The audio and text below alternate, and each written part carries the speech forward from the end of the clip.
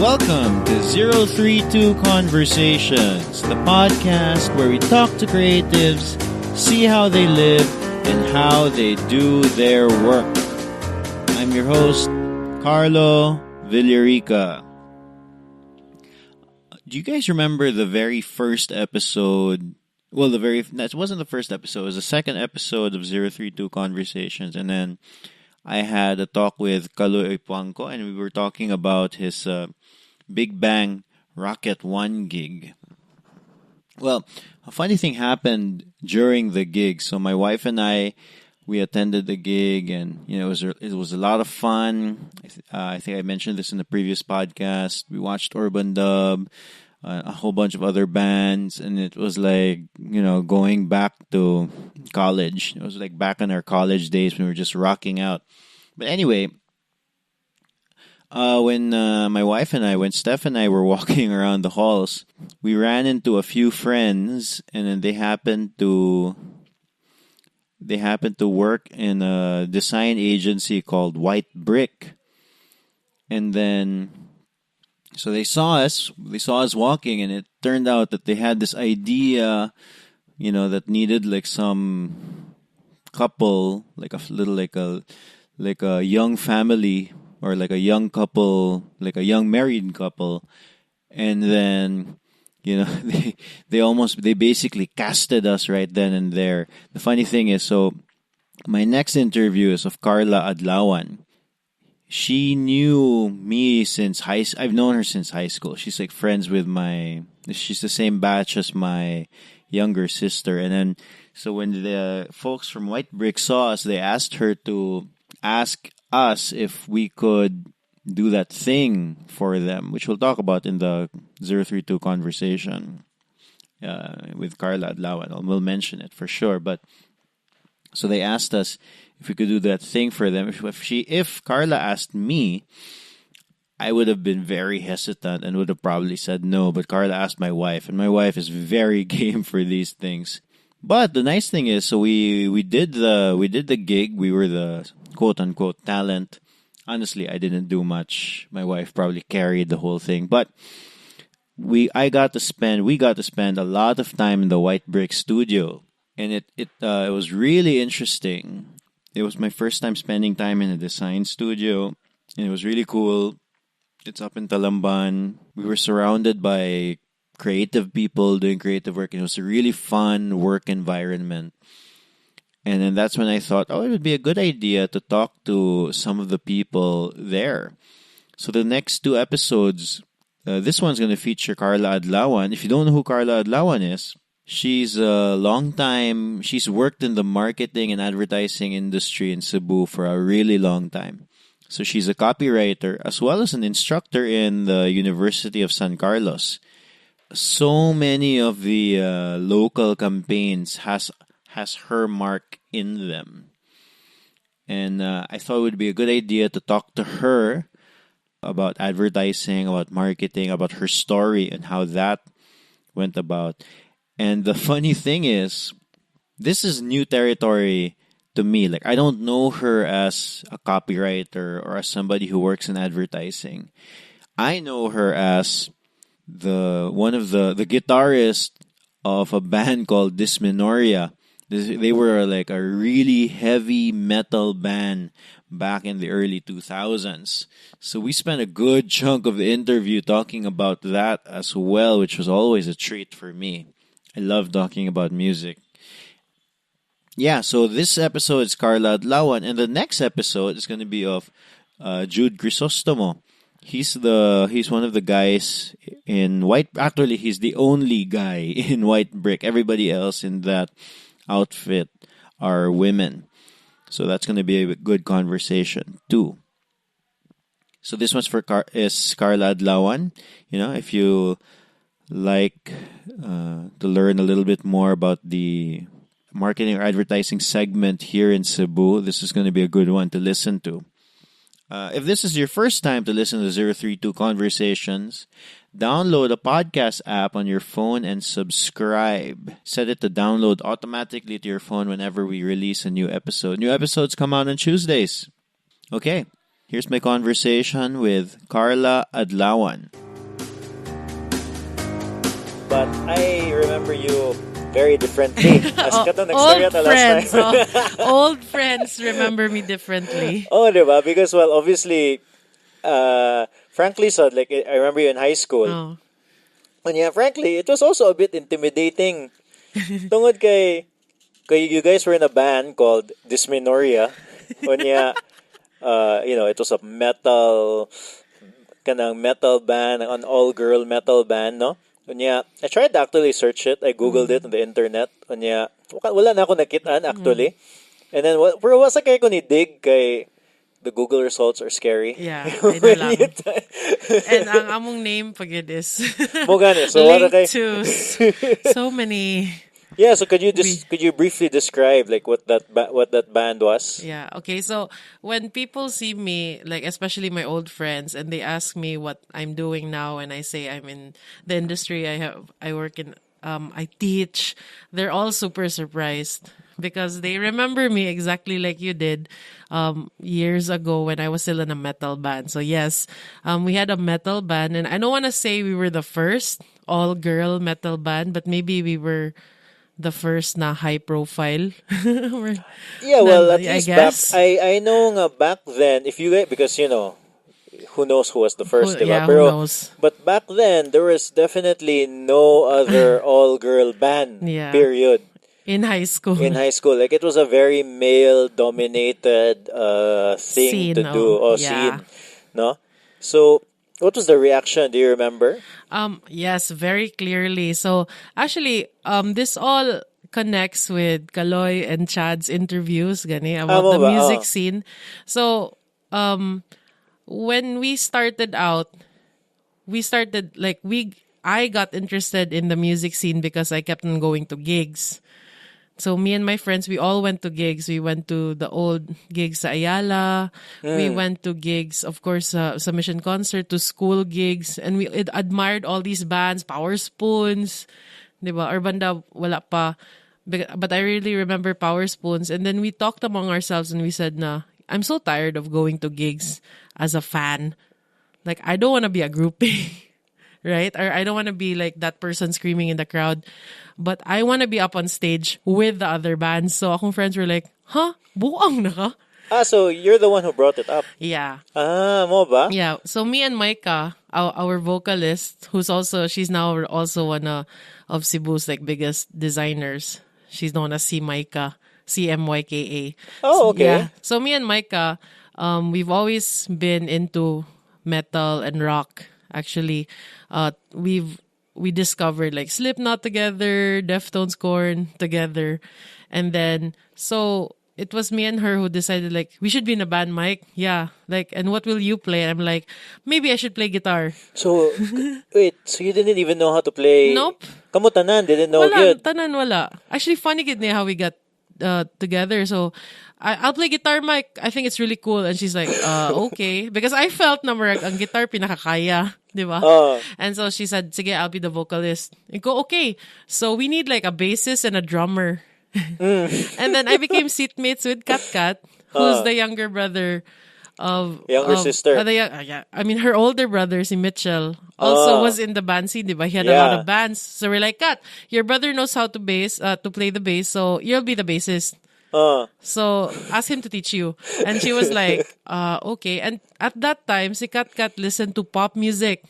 Like, she was a big Moffat's fan. No way. As in, I'm not kidding. Like, pop music, ganyan. She's like, huh? So what are we gonna play? And so kaming Micah decided, Mike, what do you wanna play? Siya, let's play something really metal and all girl. So let's play Guano Apes. Let's play Kitty. And let's try to... Kitty. Oh Yeah, my gosh, mga I forgot Kitty. Yeah, so, and then I like, sige, nobody knows these bands. Let's play them. And then, so we decided, we need a drummer. And so there's only one drummer we knew in our batch sa high school, or actually in the whole school, si Venus, because she played drums sa mass. So nanami, okay, Van, kabaka mo drums, ikaw drummer. Oh ba? Yeah. And then, so we needed another person to sing. Kay sa metal band, di ba, na mo scream. Na like singer, screamer.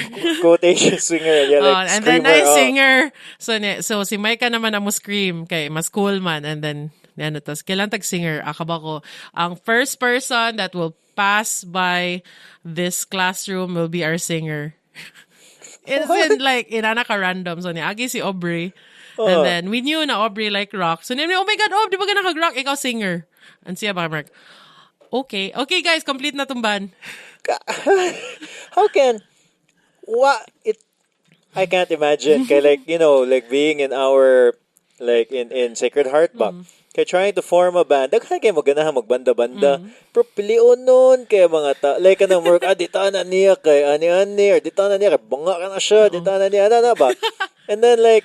And then kami, way background tanan. Way background tanan, and then you just did it lang yun. And then it's not like kanang you just had 1 or 2 gigs pag yun. You guys were going at it for a few years, yeah, diba? We went, I think the band was very active for almost from 2000 to 2003. So same group. Yeah. No real changes. Wala. We only got guest mga vocalist for the really hard songs nga dili na masyagit ni Micah. So meaning the cover songs na guy ang band. But yeah, I can't remember, but did you guys have any of your own compositions? Yeah. Actually, funny ba siya because like, we were really big, actually. We got interviewed sa NU. We were in Pulp Magazine, but not really a feature, like a call-out lang ba. We opened for Slapshock in this big gig sa Oktoberfest. And then we also were one of the bands that opened for Cheese, now Quezzo. Really? We played sa IT Park together with Razorback, Parokya ni Edgar. Kanang really big gigs. Like super big gigs. Yeah, this is the reason why I don't know is you I wasn't went to here. college, yeah. But so and then what happened? Wait, what happened to the record? Did you guys ever record? We only recorded maybe 2 songs out of a lot. We had a lot. We had a lot of original compositions, but we only recorded 2 at Backyard, of course. Yeah, well, at that time, Backyard was really the place to be. Yeah, like even kami naka-record me. Like I remember coming back here like one sem break, and you record me. Like nihimo lamig kanta paspas kaya and you record just to do it pa. And we even recorded after school pa. Naka-uniform pa mi. Mo ba? Some high school uniform. Kinsa nag-engineer si Mikmik? Of course. Mo ba? No. You got him pa ganit to do it. Because he was there when we went. No? Yeah. See, girl. So what wait, you have recordings. Is it online? No. Huh?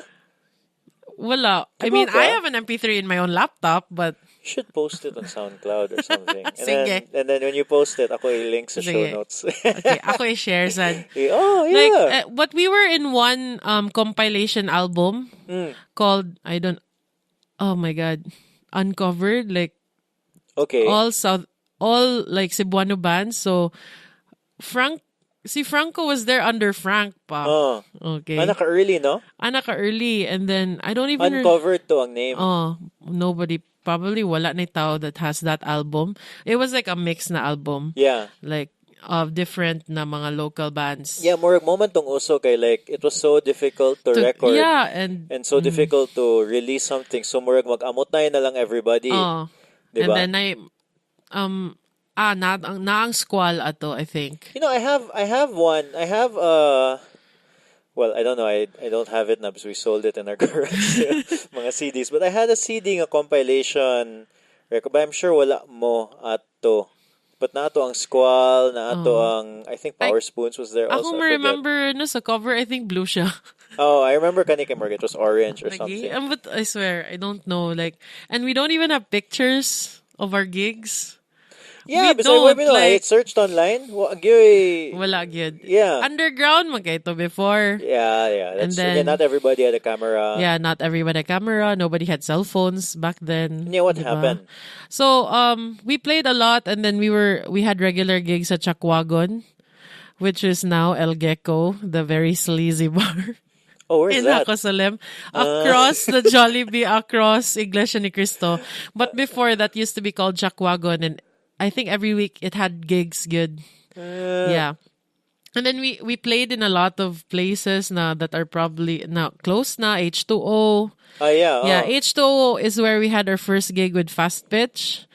Yeah. So we were starting out together. So kani college pagid mo ani?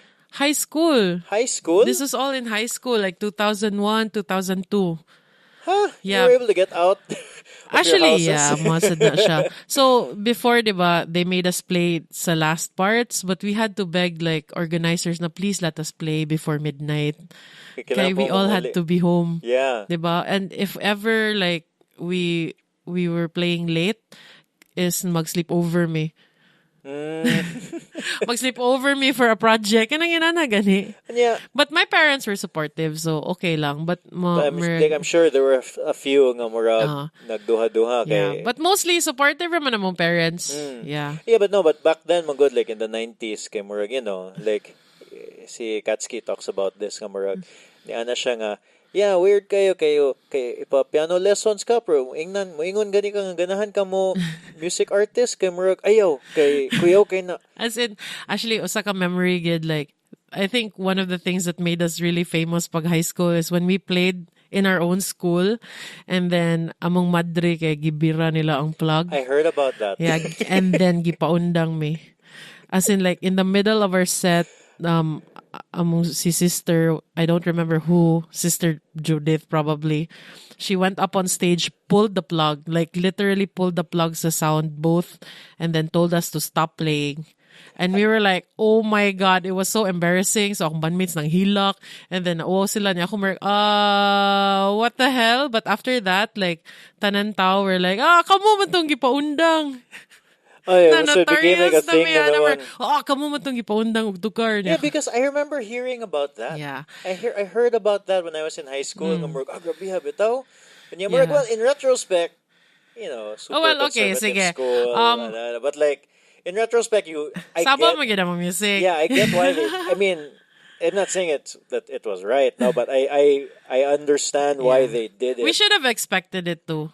Because, like, I mean, daghan mag-hearters before us with bands. Like, mga older, older, like, batch 2 years ahead na mo. They all had bands, they all played.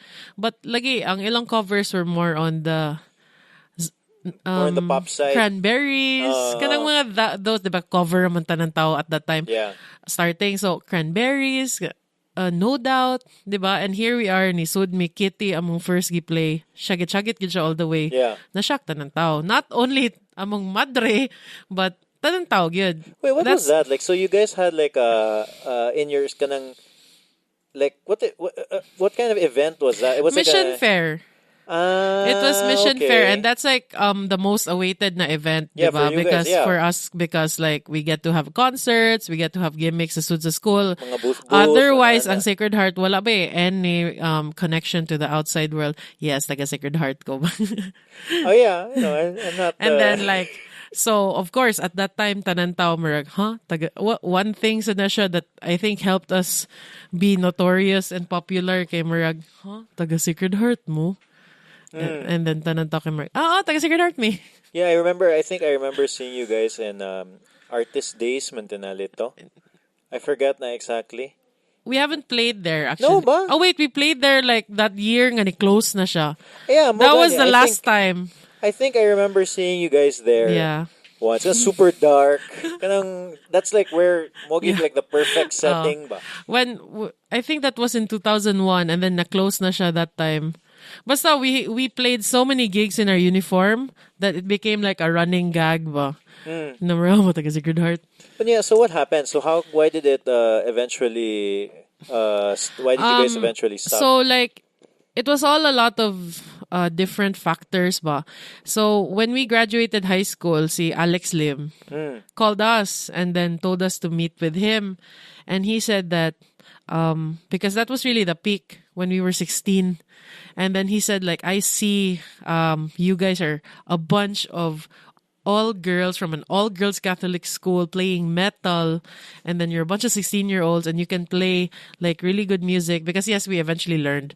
Yeah, no, because I remember... Yeah. I mean, you started the story saying you guys didn't know anything, but I remember seeing you guys, and I was like, mayuhan, hindi lang ako, like, you guys knew what you were doing na ba? And I think the best compliment we got, this was in 2001, is like some stranger came up to us and said, "Do, mura gyud mo tape." Oh. Amo ba? So kami were, ano tayo, mura tag tape. Wala Tape. na. Para sa mga millennials, baka ka ng cassette tape. Pwede siya i-google. Yeah, i-google lang na. Wala na. Okay, so like, mura mong tape. So kami guys, may siguro tanong kay mura tag tape. And then we really got pop. So like Alex wanted to, because this was in the heels of kanang we were interviewed sa NU, and it was so funny kay we were banned from school, so we're not allowed to say where we were from. So people used it like to tease us. Na, oh, so where do you go to school? Come on, tell us. And like secret. You're not. Oh yeah. Oh, cause like ban man me. It's schools, ridiculous, guys. Honestly, sometimes they overreact. Super. Okay, I mean, like, I can still even remember the speech sa among Madre. Niya, nagit siya na mga good Catholic girls don't listen to music of the devil, and then gipag-guidance counseling me. Oh, like in school, like I remember watching a film showing, you know that film showing, kind of the devil is in the music. As in, you ako play it so ridiculous. And you play it backwards, and you hear, this is what it's saying. You will go to hell. May gani akong parents kay akong rocker man akong dad, so proud siya na ako. Oh my God, money akong dream, but imo gibuhat very good. Yeah, but akong mom is like, di ko kasabot to karm ni sa buong. Mo matukar sa buong, so akong okay, fine. So nakoy curfew sa una sa playing music. So but anyway, so I can still remember this because like, so si Alex said like, I want to manage you. What are your plans? And we're like, this is like a hobby, ramang good. Lingaw-lingaw. Lingaw-lingaw siya. And then like our two vocalists are leaving, so we don't know like what's gonna happen. And he said, no, okay, we'll see. And then one day, I'll never forget this guy. One day he said, hey girls, I want you to practice with my band, the band that I manage, so that you guys can meet each other. And like, we're like, okay, where? Come to my house. And then we're here. So when we went to his house, then he introduced us to his band that he was managing. Kay, like, Dysmenorrhea, this is Urban Dub. Yeah, Urban Dub, Dysmenorrhea. And like, silang Gabi, silang Lalay, we're like, baboy mo, tanan sa yung music. And we're like, rock Roman, rock. So, dili pa sila like super sikat or anything? I think they were still starting out, and then, because like we only knew one song from them, baka tong Eating Me. Diba? The song starts with like a ringtone from the old cell phone. And then so we jammed there with them, and they were like, to, sabaan ninyo, oy. Grabihan ninyo music. Yeah, kami like, hey, thanks. And then like, so we got to know each other, and then who would know, diba? So we're like, sige, bye guys. Kanang kailangan pa mi mo balik kay na pa mi buhaton sa school. Kaya nag-uniform pa dyan mi. Diba kay high school pa man mi. So we left, and then so that's how we met them and jammed with them for the first time. And then now they're like the biggest. Diba nga band in the Philippines. So like, and then makaingon gid mi nga, yeah, we jammed with them. 16 years ago. 16 years ago, diba? Way back when we were in high school. So our two vocalists left, and we thought na, oh my God, this is the end. Wala na ta, guys. So we were in first year college, and then daghan kay gigs coming in, like mga regular gigs. That's the time. That's the time nga nagsugod ang happens. and then like daghan kay gigs coming in, daghan kay productions nga ni come out nga magsige like Skinny Buddha, Scum, Harakiri Mosh. Katong, and then like mga gigs everywhere. And Harakiri Mosh was in 2002? I'm not sure like if mo ba na siya Harakiri Mosh or something. Kasi dili si Ate Shak. Yes, yeah. Ate Shak, yeah. Wow, so she's been doing it for a while. Yeah, lingaw man na kay, I think ang Harakiri Mosh mga community na sila kanang mga Orhelio nga kanang 01K. Bisag kami like nakatukar mi nga to, but that was 2009 or 10. Yeah, but dugay na gid like because I remember no sa kanang production kay ang kanang si Briley from Power Spoons. Okay. He used to be a frontman for this metal band nga nag-cover Soulfly before na Power Spoons siya. So kanang production like dugay na gid kaayo. So we used to play for all this niya. Like so nag-talk me, and then like guys, sayang man. Daghan kay gig. And then I still want to play. And then si Kat still wanted to play. Venus wanted to play. And then gistoryaan mi sa mong friends na marag, pag Blink-182 na lang mo. Niya kami kay Merg, Bitaw, Carl, ikaw siya git. Kat, ikaw kanta. Niya kami, while playing bass and guitar. Yeah, nasa. Simple naman ang chords. Power chords o ba gabas. Kaya think, kaya nini. So, nag-practice, gid me. I mean, I had to practice how to scream ba. Yeah. Yep. After, like, sigig jamming, then kaya naman na mo. Uh, Kaya gid na mo. And then, so excited kami. Oh my God, guys. Muna itong first gig nga. Kita na lang tulo. But there were really songs nga dili makaya. Like, kanang complex ang mga riff ba. So, I couldn't scream and scream and play at the same time. So, we invited two of our close friends. Si Chad Manzo. yeah, you mentioned that last time we talked. Og si JP Aligno. But mostly si Chad yun to. Because we played in the same gigs together, man. So Chad became our unofficial extended front man. Mo ba? Yeah, so when we played songs by Cold Chamber, OTEP, and some of the more difficult na kitty songs, I think they play me I don't remember. Basta we played a lot of like a Soulfly. We played a Soulfly song. So si Chad among ipa-shagit. Yeah.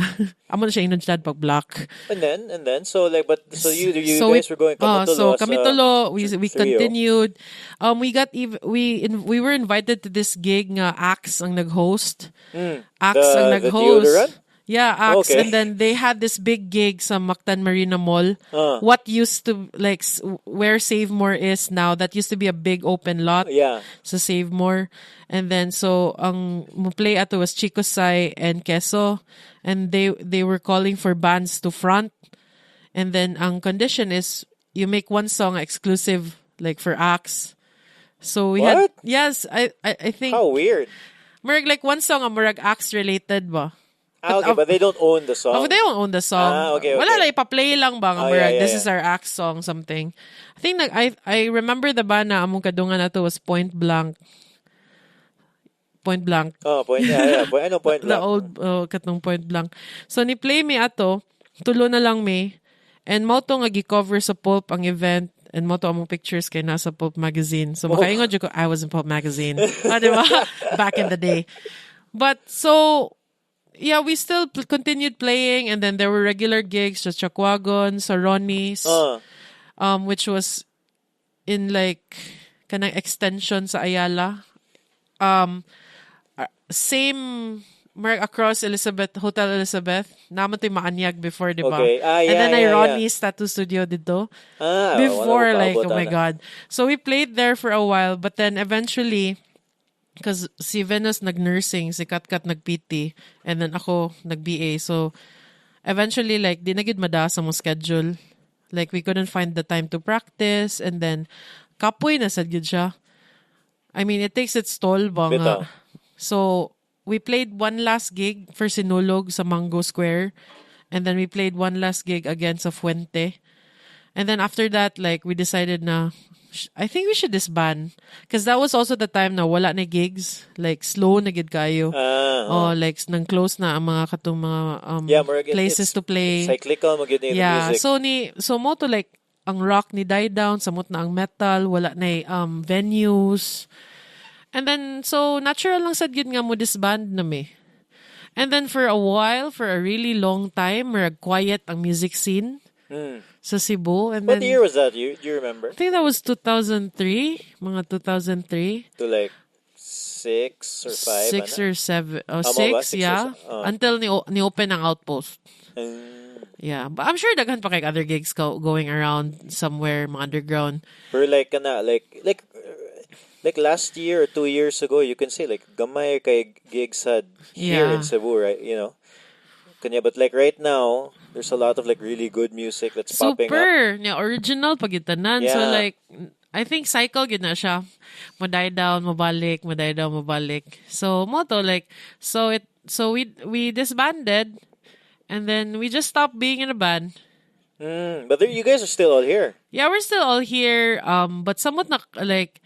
So, we had a reunion gig actually pag 2010. Mo ba? Yeah. It was the first time that we were together after 8 years. Because like Aubrey came back from New Zealand. So even the ones who left. Yeah, so Aubrey was home, like was visiting. Actually, she said she was visiting, so we made a gig. Because this was the only time na we were together after 8 years. So we decided, you know what, let's organize a gig. So we made a reunion gig sa Castillos. That was the restaurant sa Mabolo in Paseo. So, kanaganing when you go to Panagdait where Barbix and Tonic and diba? Wherever like the all one near CIE. the circle, that circular restaurant in the middle. That used to be Castillo's, owned by our friend si Joe Castillo. And then so I asked him na, because that's where we used to hang out, man, like us, Power Spoons, mga members of Spoons. We used to hang out there with Joe sa iyang restaurant. So I asked him na, Joe, can we play here? And he's like, do, mag-reunion mo. And we're like, oh, pwede dire. Like, amo invite ang mga friends. Ana, sure kung order gid sila. So, okay ra gyud. Sige, mag-andamig sound system. So it wasn't really even a band place, good. It was a restaurant. But it had like acoustic nga mga gig. But like, we asked him, we said na it was gonna be an intimate thing. We didn't want to make it a big deal. Okay, we haven't played in 8 years. And that is a super long time. So, and he said yes. So we invited our friends. And then like, gamay ra gani kay everyone's busy because that was a weeknight. Kay limited gid ang time ni Aubrey here. But ang funny gid na mga memory is the first night na we got together sa studio, none of us could remember like our songs. Mo ba? I mean, it took... That's the problem if you don't record it ba? Mo na, as in. So, no, we had a recording. So we had to listen it. Ano ba? Inyo pag-isipra. Gisipra na mo balik. Among kompo. So, like, mga 1 hour siguro may nga nagtimpla lang. Mo ba? Timpla sa gadget. Timpla sa amp. Oh my God. Ano ba? Sikat-kat, sige pagka-ground kaya daghang siya jewelry. Siya sige magkurintihan, guys. Tagtanga yung tanan jewelry. Uy, siya bitaw. Ana niya. Si Venus na cramps kay kanang double pedal man to siya. Siya first nga female na drummer nga nag-double pedal. Of course, so diretso double pedal na cramp siya. Uy, siya guys, oh my God, di na ako kaya. Diba? And then rusty pa si balik ba. But you know, the moment nga nakuha na mo balik ang song, na-play na mo balik ang whole like line-up, marag roster of songs that we knew. Kay murag, oh my God, guys. It's like riding a bike. Amo ba? Naradig gihapon nato tanan. Diba? And so, like, nanagod si Aubrey, kabaw pa lagi mo. Yan na mi, wala karon na to. This is, together ni nato gibalik. So, lingaw siya, sige mig jam, and then we played that. So you guys had time sige to practice? Nag-allocate me like at night, in the evening, mag-jamming tabisan 1 hour. But that first night, oh my God, more than an hour, 3 hours, 4 hours siguro mi sa studio. Sige pagit mig samox technician. Kuya, paliw, good. Kuya, kana na kay wire, kanang wagi mi gamit na. Like, I mean, I still had my guitar, I kept it. I still had the gadget, I kept it. Per mo na may mga wire. Yeah. As in, so funny siya. Like gigging kay kana when you do a lot of gigs, you realize like along the way, kailangan ko ani, but like if wala for 8 years, my God, I had to like when I opened my guitar case, marag, huy, wala naman din ni string. Wala siya string, oy. But you know, like we've always played sa drop C. So that's a very distinct nga sound. So the moment nga nag-tune mi balik, marag, okay guys, kinumdon ako tanan. But pag tukar na mo, we only played 5 songs. Mura mig nag-workout o nag-crossfit og balig 3 hours. Grabe ka exhausting. Nagoy at one point nga marag naglingkod na lang mi sa mong amp. Mo ba? Like during the gig? During the gig. Kay kapuya. Nakanamig guys. Kapuya. Ano yun? No, but I vaguely remember your kanang the live performances ninyo. Energetic man sa gid kayo. It's not like you guys are just standing there playing. Kanang mo headbang man mi occasionally and mo ambak mi gamay, but like after 8 years tiguang na kaya ba marag, oh my God, kakapoy. Yeah, like mo anak si Aubrey good in between sa songs kay guys cigar break sa well live niya cigar break oxygen. My God, as in, so like after that we played lingaw kay mi. It was a great reunion sa Barkada, and it was also a great reunion sa gig. But then naka-realize gid mi nga merg di naman daw like kanang we can't keep playing this kind of music anymore. Like kapoy gid siya. Kapoy gid siya. Kapoy gid siya. And then, so believe jud ko sa mga nagpadayon ba. Like, thank you to everyone nga nagpadayon sa music scene. But mo na, like, Oh, this was fast for me. The example gid there nga grabe gid guys, a fast pitch. I swear, di gid sila kapuyan. And then, Oh, like si Russell. Yeah. Oh, grabe si Russell. makaproud ng fast pitch, makaproud kay kanang like nagdungan gud me, you know, like dungan me gigs before but now grabe na kay sila and then makaproud like samot na si Russell, schoolmate gud ako siya sa St. Ben and then sa Oh, yeah? yeah. Actually, we okay. met Alex sa iyang birthday. Sa iyang birthday ni Russell sa iyang balay. So that's when he talked to you guys, dili pa. That's No, not- he just said, "I want to meet with you guys. Can I ask for your number?" And then kami like, "It's dito siya." You see, Alex's name really pops up quite a bit. Good. Yeah, because he Grabe really, siya mo. he was there, good siguro sa start of like sa Cebu na music scene. Yeah, I know for Yeah, sure. Like diba? kami like as a musician also in that when I was that in early 2000s, we knew again who he was. Yeah. Kana he was like, Grabe. oh yeah, he's the guy. He's the murag that the mover ba. Oh. Kanang nga na. So murag he had that status to musicians here in Yeah. Cebu. And he helped us. He gave us gigs at that time. You know, the bunch of high school kids. Oh. Nakoy funny nga story about Nilan Chad Manso. We knew Oh. them already. Kay like they were in the band scene but they were in college. Kami in high school. So they were really nice to us. Grabe kis na mo, chika na mo. I mean, like, oh, hang out ta guys, hang out. But murag, like, distance gani kay sila. So kami ba, marag, snob lagi ng mga college guys. Dili, grabe sila mo storya na to, no? Pero di kayo sila managad, ana. So when we asked them, pag-graduate na mo, kaya nanghagad sa, inom ta ninyo girls, Dysmenorrhea. Kami marag, ha? Anong karoon na mo nag guys, kaya ta high school, pasad mo eh. So kami marag, Kuya, oh ano my to sila? God, mo di ta nila tagdon sa una, kay bata pa mo. Yeah, kay Bata we're- pa mo eh niya kami marag. Yeah, pagka-college na mo, kay halawan na. Sige, may kuyag everywhere. Kuyag mi sa gigs, kuyag mi jamming. Pero sa una, like, hi, hello niya. After the gig, Yeah, mana. mag distance. Nagi-distance. So kami marag, lingaw lagi kayo sila kung nata sa gig, pero like, in public, ba di sa managad. Mo di ay, Like a little weirdness kay yeah when you're younger ba 1 year 2 years ka difference dako Dako na kaayo. Sa mga kon high school, niya sila college. So, mo na, sige may katawa because pagka-college na mo, wala na. Like, they treated us like as their peers, na barkada. But when we were still in high school, which was like when we really played a lot, like almost every weekend, di bitag doon eh. so you guys disbanded when you were in high school pa. College na. Okay, sorry, college na. college And na. then so kana imong so diba the advertising work after you were able to get advertising work right after Right college. after college. That was like my first real job. Yeah, where was your first Sa real job? ASAP. In ASAP advertising. What were you doing there? So, I actually, like, akong friend si Kate, she said na, Carla, diba you're looking for a job? And ko, yeah. She said, do you know how to write? And ko, fairly. Yeah, I mean, I can write. And siya, sige, we're looking for a copywriter. Niya ako marag, what's that? Diba? Yeah. I mean, siya da, business bitaw ka, related rin na.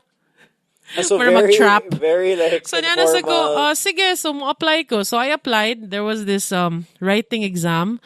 And then, ang writing exam was like, the quick brown fox jumped over the lazy dog in 300 words. Where's the cat?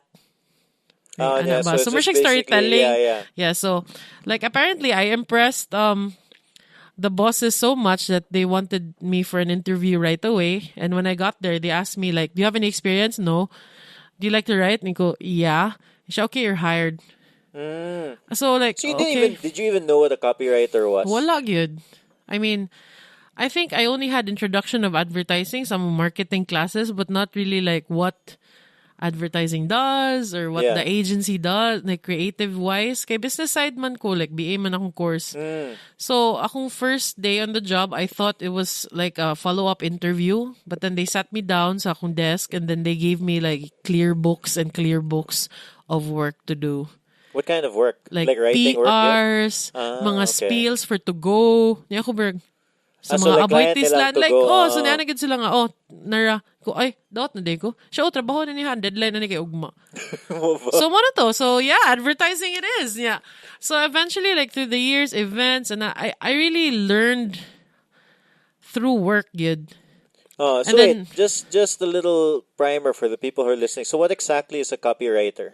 so a copywriter is someone who does advertising copy, marketing copy. So like, all the text and the words related to advertising. So sa poster, all the text there. Sa TV, the concept. So basically, concept words of all kinds of like advertising collaterals. So on a website, all the text on the website, on a flyer, all the text, on a brochure, all the text there. So it's writing but for commercial gid siya. Yeah, with the purpose With the of like purpose of selling a selling, product yeah, selling a generally. product, and you have to sound like the brand, not yourself. So your personality will never ever come out. And then I mean I've always been interested in writing since like I was a kid, diba, mga essay writing contest that I used to win. And like I sort of just thought na, okay, I guess I'm good at it. But wala gid ba? Because diba when you're younger, writing is equated to creative writing or Yeah. literature, stories, novels, poems, which I was never interested in. But when I started working sa Asaba and I write PRs, I write like mga ad copy or like headlines for ads or the script for videos or the concept for a photo shoot or whatever ba. And then I thought, oh my God, this is the kind of writing I like. Okay. This So is the tone I like. even if you kind of Radio ads. sort of fell into it, but Yeah, I think that's how I describe my life. I kind of always sort of just fall into everything. I fall into being a band, diba? Like I fell into being in advertising. I fell into being a copywriter as my career. And eventually I fell into teaching, which is the most unexpected plot twist of my life. Oh, before we get to the teaching, so like I just wanna talk a little bit more about like the The copywriting and the copywriting, yeah. advertising world, no? So you were working for ASAP, ASAP.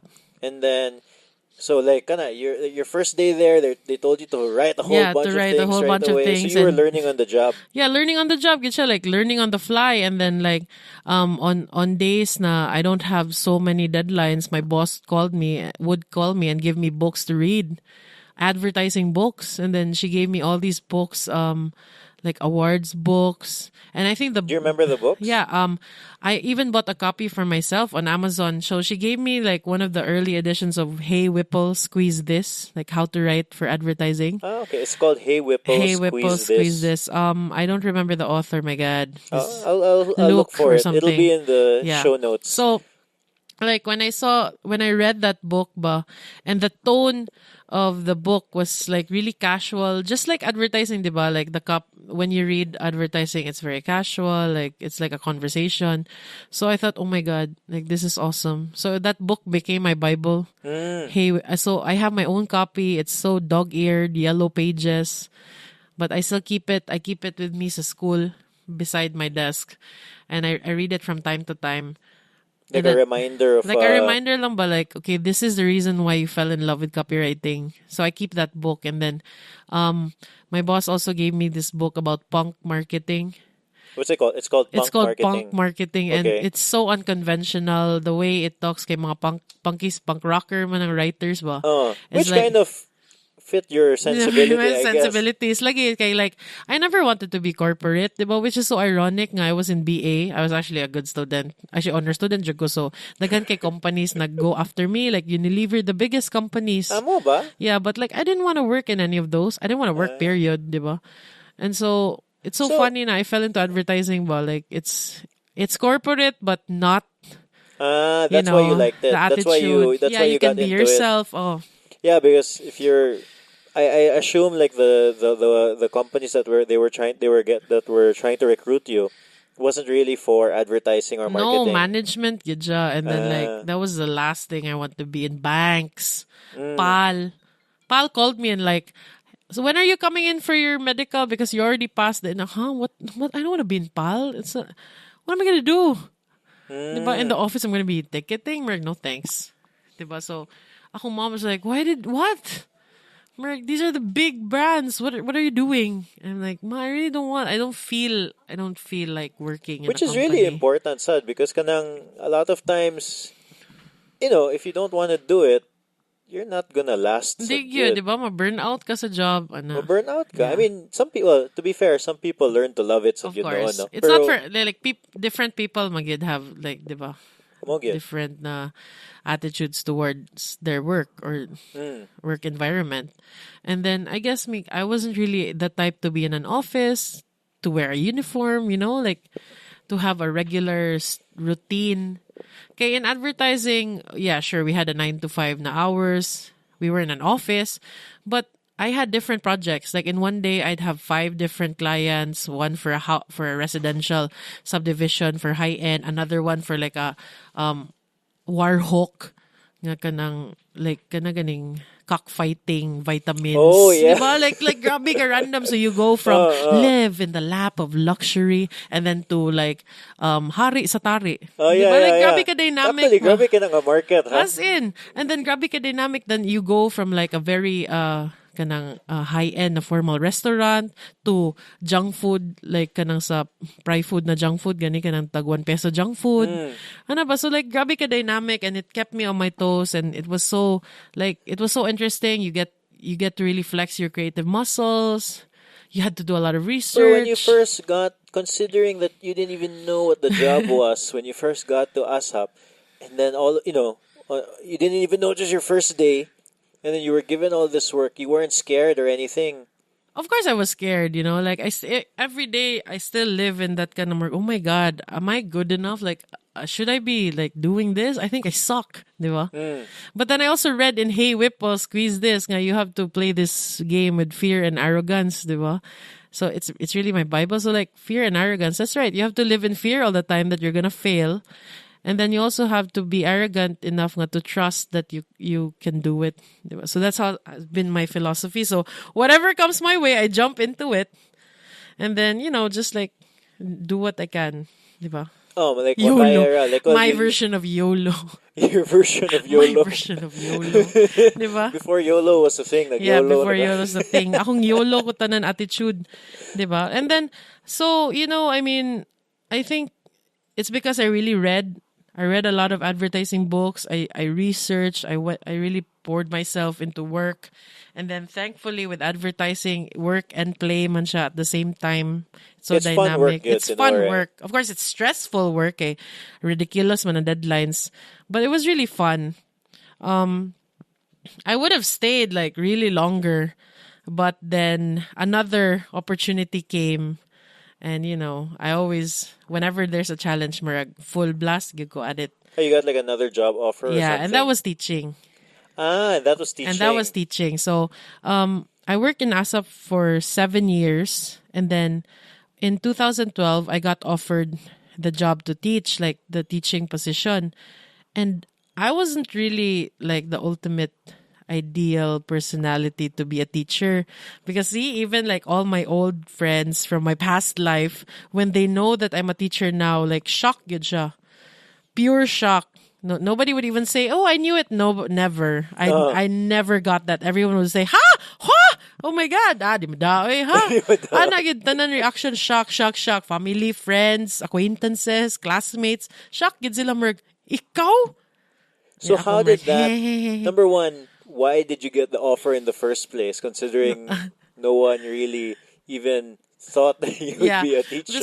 So like when I was in ASAP, we got a lot of awards. We were in newspapers, the agency. And so, ni reach out ang school to me. Well, which school? Where do you teach? USC. So, I teach in USC Fine Arts Department, Advertising Arts. Yeah, represent. So, the previous chairman reached out to me out of nowhere to invite me to talk about copywriting because the old curriculum or the old program, copywriting was just like a side note. But of course, they decided to make it a full subject. So they called me and said, "Na we are eventually planning to make this a full subject, but can you do a workshop, like to this batch?" So I did a workshop. So that was your first. That was my first foray into the academe. So I did a workshop, and then the batch at that time they enjoyed it. So I got good reviews. I got good reviews for being a speaker, and so eventually it progressed to being a panelist in the thesis. So I became like a panelist sa thesis, murag judge, Oh, American yeah, yeah. Idol, yeah. So mana siya You see, like, Murgia, every year, like, San Carlos has this. yeah, we have the thesis, of Oh, yeah, like, course. We invite mga but guest students, yeah, what's that's naman their na? They create a final. product? Yeah, they create a campaign, Oh, like a full campaign. campaign, yun, for their final requirements of 4 years. So then I became a panelist. And then when they changed the curriculum, when it was official, the chairman got back to me and said, you know what? We want to invite you to be part of the faculty. And I was like, what? To teach? Siya, yeah, because we're opening a copywriting subject and like we want you to teach it and like and develop the syllabi for it, like develop the lectures. And I was like, oh my God, am I ready to be a teacher? Oh, wow. So wait, you it sounds like you were in it from the Yeah. beginning. Yeah, Like, I'm proud to say you created yeah, the that's my baby. Like, something like that. So I really developed the syllabi. I picked the books, the reference books, the lectures, and I still teach it up to now, 7 years later. yeah. And so it was. I actually just got declined from my scholarship on that day. When That you got was the April of 20. on what day? On the day you got the teaching job? Yeah. Eh, I got my letter from Queensland University of Technology in Brisbane, Australia. I got accepted to the school. I got a grant, but the scholarship, like the government scholarship, declined me for the full scholarship. And I was thinking like, it's not meant to be. Like I'm not meant to take my master's now because it would be too expensive if I paid it myself or got a student loan. That'd be like almost 2 million pesos. yeah. So my dad said, maybe it's not your time to go back to school yet. And then I got that call. To Yeah, go I back see to this school. in my Facebook memories, mga good. Ah, Diba? So like Facebook reminds me na every April 10, I don't know. That's when like I you got post you must have posted like a status message of or course, something. I post a status message for everything. Thankfully. Diba? So akong akong history history of the world kay nasa Facebook. So, like and then I got that call. So I was like, "Oh my God, this is weird." Diba? Like I got declined to be a student, but I got offered a job to be a teacher. Yeah. Maybe money akong dapat buhaton. And of course, like I always go at it with full kanang full throttle man jud ko whenever. Full throttle. Full throttle every time something comes up. Di ba? I I don't back down. I remember my time as a student, and then I was not a good student. Good, I wasn't motivated. I was a really bad student. No, what are the students like today? Like, I don't know. Is there? Yeah. Oh, okay. What are students like Actually, today? that's one of the reasons why I still teach is how students are so good. Of course, we still get the same students, like the students who keep on making noise in class, the slacker students, the students who don't show up. We get those, of course. Yeah. But somehow they get canceled out when the good or the best students come up with their work. And these are the kind of work that you would say, oh my God, I'd never have been able to think like this when I was their age. Yeah. And it's this kind of work, but when they show so much passion for it, when they do like their best work for their campaigns, for their designs, that's why I keep on teaching. And that's why I quit my job because I wanted to focus on teaching. Yeah, but which we'll get to because obviously you're back in the advertising world. We are, for the listener, if you notice a little noise here and there, I apologize. We are in the white brick studio in their offices, no, and then there's people working. Yeah. No, and then but yeah, so obviously you're back in advertising. But before we get to that, I was wondering, or back in the advertising. Yeah, actually. But I never left. Oh, you never left. You were like doing like consultancy gigs while you were in teaching while too. you were teaching. Yeah, because like my old boss or my previous boss in ASAP like wanted more like full nga dedicated time. Yeah. Because I was already teaching twice a week, and it also it had an impact on my work, diba? Because in advertising, it's so dynamic. Deadlines are almost every day, and I'm absent twice a week. So it's sort of like affected scheduling ba. And it was also unfair Yeah. because so my boss said na, Carl, like we need more dedication from you. Like you have to be dedicated to your work.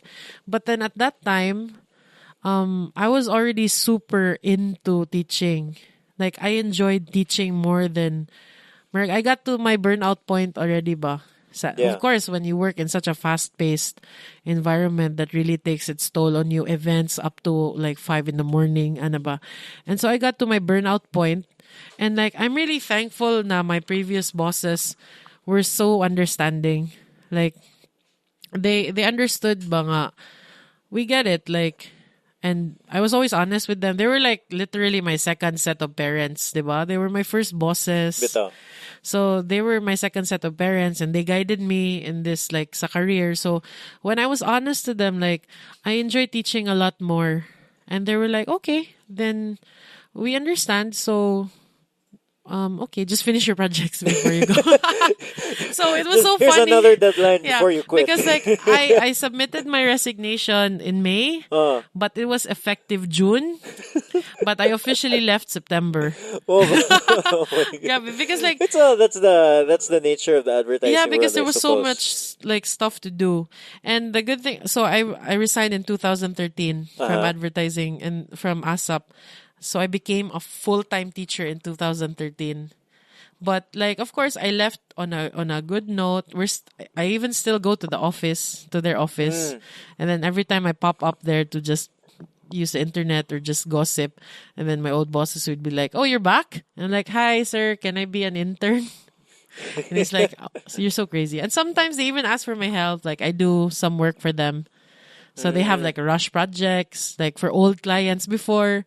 And since I already know, You already know I know how they work. yeah, So yeah. they get me sometimes. So we have projects together still. So it's like still, we have a good relationship until now. So, but like for your students, so you're teaching the copywriting. Yeah, I teach copywriting, and now like, so in the 7 years that I've been teaching, I taught copywriting. I taught at one point, I taught advertising theory, which I'm not familiar with. So I had to read up all over because like the teacher at that time pulled out from the subject because of research for her doctorate something. So I was substituted. And then I also taught art direction Oh, for a while before we found new teachers. So I'm not really a designer, but when I was in ASAP, I was sort of like the creative head of the team. So I was able to do like art direction work. So from the experience from there. the experience. So with my experience and in the agency and everything, so art direction was also like, it wasn't super difficult to teach. Pero as the student, no, what's the general path to get into this kind of industry? So they graduate. Like, what's the typical thing that happens? Because I know, like here in Cebu, I don't know how many people graduate. I don't know, but like I know that like in Cebu, there's not many creative agencies, Yeah. no. So most of like, so the typical path of advertising art students is to be graphic designers, art directors eventually, just in the creative industry in general. So we've had a lot of alumni who have really been successful in the design world. So Chad is an alumni. Yeah. Yeah. And then, so lately in my batch of students, yeah, they all work in different outsourcing. Oh, Because yeah. Okay. even though there's not much advertising agencies or design studios in Cebu, but there are so many design firms, like outsourcing firms, like American-based firms that do their work here. So we have a lot of students in all those different companies. And we have students who are entrepreneurs. They made their own business. Some are abroad. Some are not even working in advertising, which is normal. Oh, yeah, diba? of course. So, but Yeah, because well, that's the new.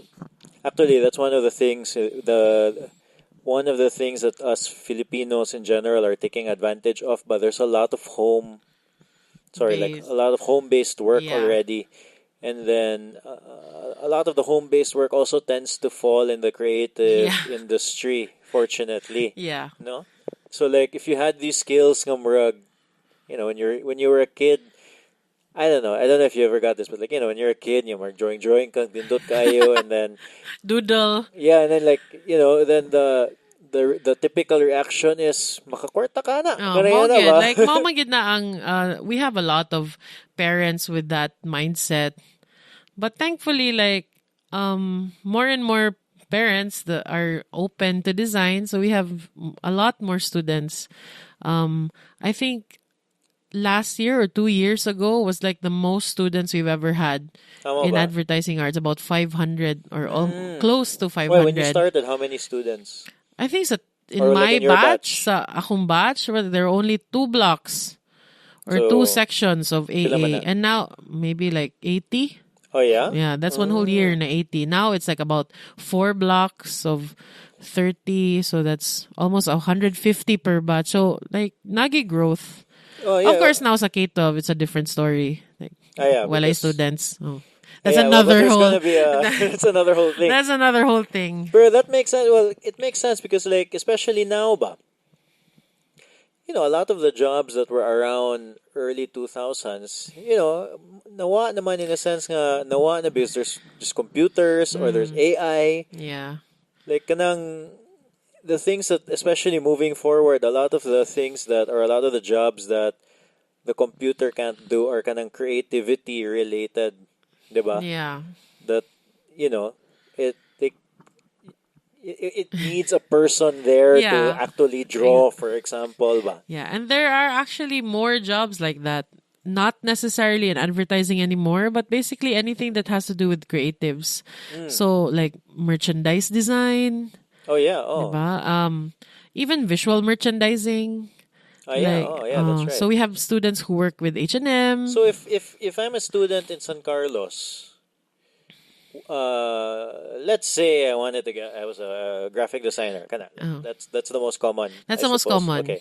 So let's say I wanted to get work as a graphic designer and I'm still a student in San Carlos. Like, what are is there like the necessary steps to take? Yeah. Well, of course we have an internship program. Yeah, when they're in 4th year, so they can already get like OJT work with different companies. And the thing is, nowadays companies are expanding in-house, like internal. So they now have their own internal design group to do their collaterals, to do the requirements. Diba? So we have students working in Aboitiz, we have students working in SM, in Ayala, in Cebulan Masters has their own like design group internally to do all their work for all their projects. So we have students internal in with own companies, not necessarily design studios. We even have students forming their own design studio. For sure. Yeah. And getting their own clients. While they're a student? No, of course. When they Okay. graduate. Yeah. So I see a lot of my students now as like colleagues. Diba? They're in the industry and it's so nice to But see so them. how does one get into the industry? You know what I'm saying? Like, let's say, kind of like, I have some skills on, I don't even know, Photoshop or whatever Photoshop, it is. Illustrator, Yeah, InDesign. and then, but how do I get started? What should I do? Of course, like you have to build your portfolio. So you can build a portfolio based on your school works, because the projects that you have at school are real clients. They're not made up. So Yeah. they're real projects. Sometimes we partner with brands, like officially, to make these projects. So that can already be their portfolio. And some of our students make mock-up work.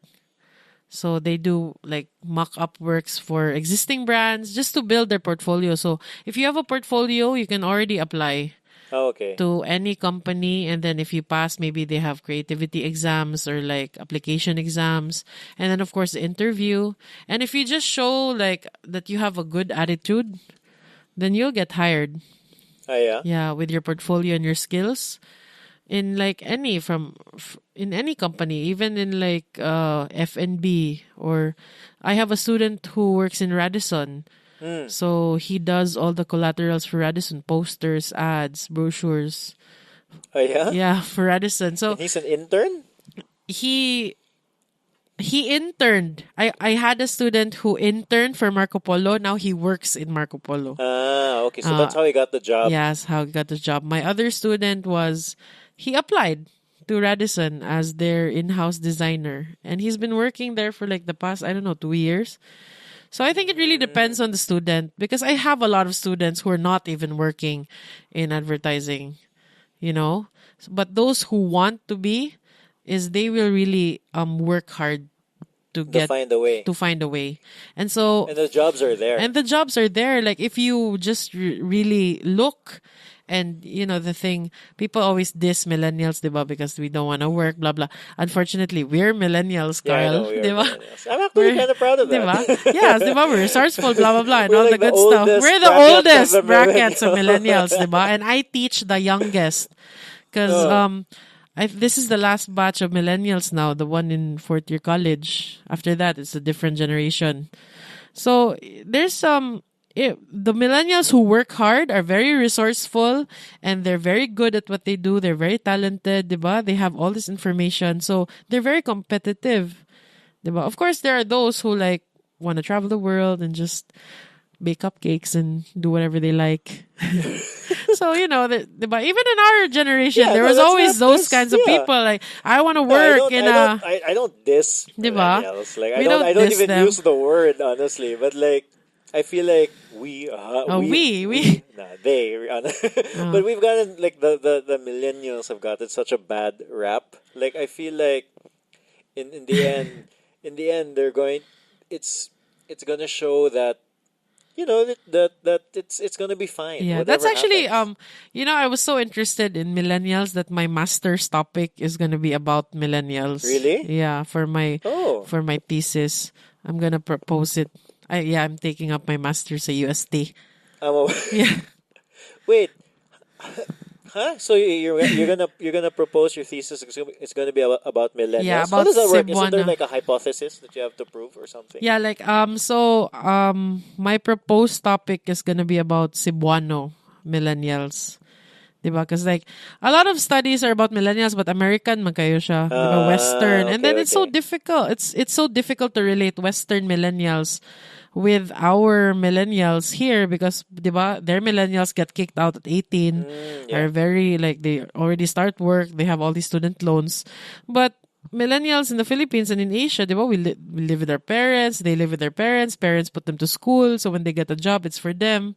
Yeah, when Diba? they get a job, it's all of a sudden there's so much disposable And there's so income. much disposable income. So I want to tackle that one, like how it helps the economy, etc. Especially in sa Cebuano nga, we have this, di ba nga tihik ta, na. Oh yeah, tinood. I wonder if that's still true, huh? I wonder Mo nga, that's what I want to find out. Di ba? kay like ako, for example, now I'm not in that bracket at all because I have kids. We have responsibilities. Yeah. There are very real overheads. But I can imagine nga murag you're in your 20s or your mid 20s and then you got a job and then you all have of a money. sudden, yeah, and you're not paying for anything. Yeah. I Like- was in that bracket. Oh. Not anymore. I want to go back. No, just kidding. Me also, I do. Diba? Like seriously. So I was in that bracket. Like I had good income. I just like I was at home. I lived off my parents' like groceries and I didn't have any responsibilities except my phone bill. So when did this Maybe. change? Okay, this is also like part of my big career shift. So in 2013, I became a full-time teacher, and after 7 years of working in a super fast-paced, stressful life, I was a teacher, and then it was relatively chill. So existential crisis ko, like, oh my God, what is happening with my life? How am I just a teacher? You're So na having law your, school. quarter life crisis. Yeah, I had my quarter life crisis at 28. Well, that's Late that's siya. about it. Oh, but like, and then I was like, So am I just gonna be a teacher, or what? Am I gonna stop being a copywriter? Am I like out of the advertising world for good? So even if local lang siya. So I was sort of, and then I felt my burnout already. Like, late akong burnout ba? Na oh my God, what am I doing? I hate life. Na I don't know what to do. And so like, I did one crazy thing. I cashed in all my savings, and then I bought a ticket to Europe. Oh, okay. Yeah. Wow. And I was in Europe for 2 months. Yeah, I was just backpacking for like about 2 months. Oh, but I mean, it's obviously an expensive thing to do, but but grabe kayo ang return in a sense nga the experience that you get from it. Yeah, So like, tell me about that. So when I came back, I was broke. Zero good. Like, yeah. zero. Wala ginabilin. Maxed out akong credit card. Zero akong tanan bank accounts. Wala dyan ko'y kwarta. So, I had to go back to work.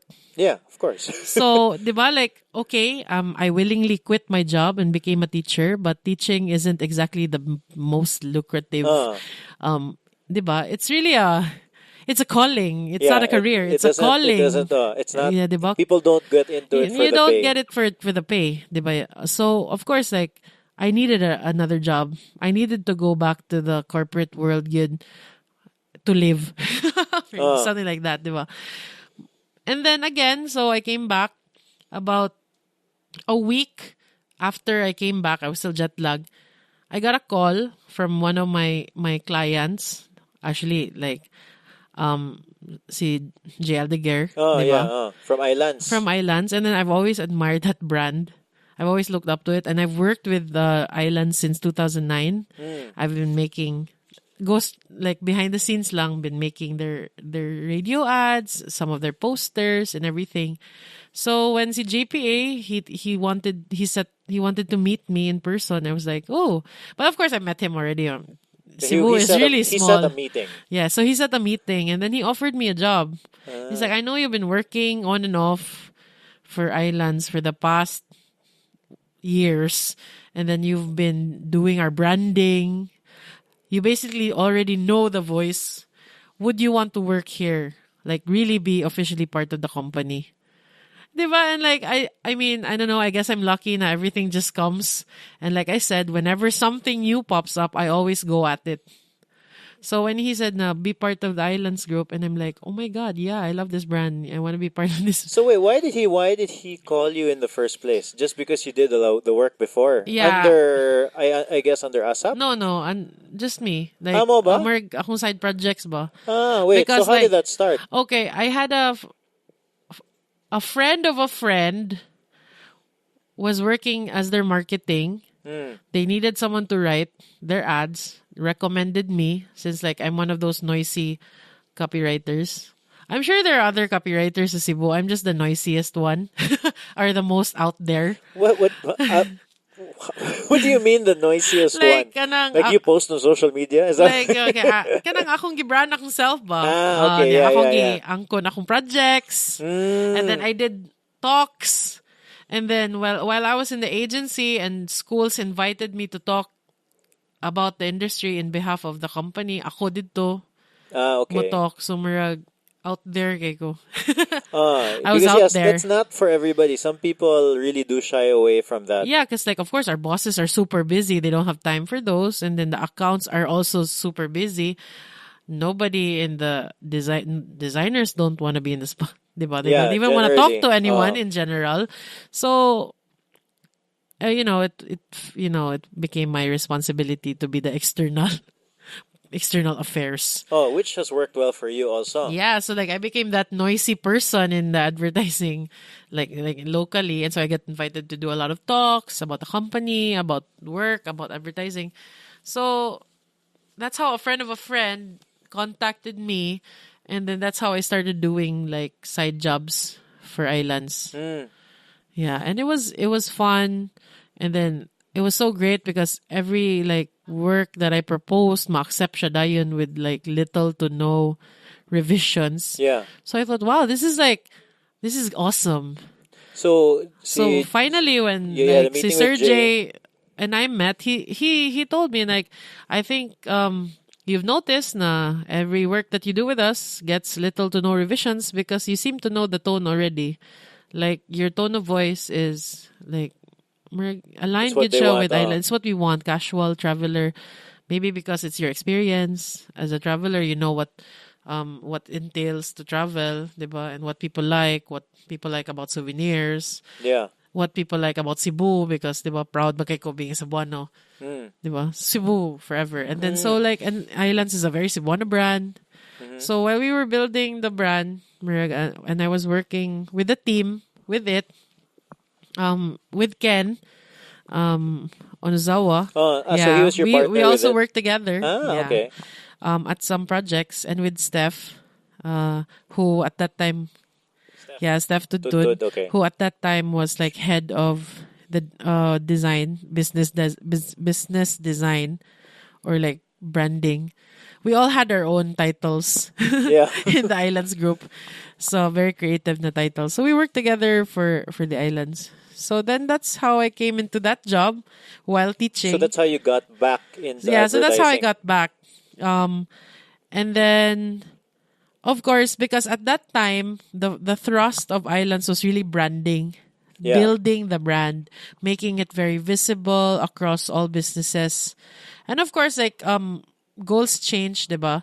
So lately Islands has focused more on business development in key destination areas, so opening new stores in airports and then so market for the need for branding sort of took a backseat, like Okay. in terms of prioritizing projects. Yeah. So that's how that stopped. Well, it didn't really stop, but like I after 2 years because I was already so busy with school. So we met again with Sir Jay, and then he asked me like, "What was your focus?" And I'm like, "I can't leave school right now." And he said, "I understand." But like since the start, I was already very honest when I said, "Nah, I'm not leaving my teaching. Like I quit my previous job to teach, and I don't want to leave teaching." And then he said that it's fine. You can still do your teaching thing, and work for us. So you were like full time in Islands. I had the No, impression like no. consultant. Yeah. Like a Like a consultancy. part-time. Yeah. So because like I do copy and you Yeah. don't need to Some, be physically, diba, for copy, and it's not every day that you need to do copy. So we have an arrangement that I just go to the office when there's a meeting. Sometimes they don't even need me in the meeting at all. Yeah. They just email me the instructions, and that's how we work. Okay. So first you worked in ASAP, Yeah. and then you worked there for a while. Through your work in ASAP, that got you that job in San Carlos. Yeah, teaching.